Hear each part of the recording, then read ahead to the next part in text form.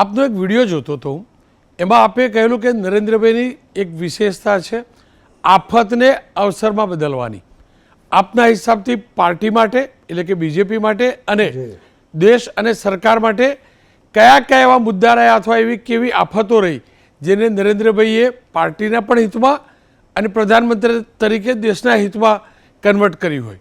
જો આપે જોયું હશે કે માનનીય પ્રધાનમંત્રી જ્યારે મોદી સાહેબ મુખ્યમંત્રી પણ નહોતા ત્યારે મોરબીની ઘટના બની, ત્યારે પણ સૌથી પહેલાં ત્યાં પહોંચવાવાળા અને સેવાકીય પ્રવૃત્તિ કરવાવાળા માનનીય પ્રધાનમંત્રી મોદી સાહેબ હતા.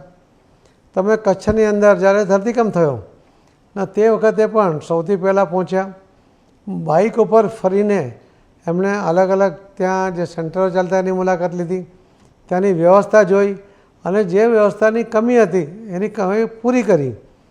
તો એ પૂર હોય, મોરબીની હોનારત હોય કે ધરતીકંપ હોય કે સુરતનો પ્લેગ હોય કે સુરતનું 2007નું પૂર હોય, એ દરેક જગ્યાએ સમયસર પહોંચ્યા છે અને લોકોને જ્યારે એની આવશ્યકતા છે એ તમામ આવશ્યકતા પૂર્ણ કરવામાં એ સફળ રહ્યા છે. એ જ એમની સફળતાનું રહસ્ય છે.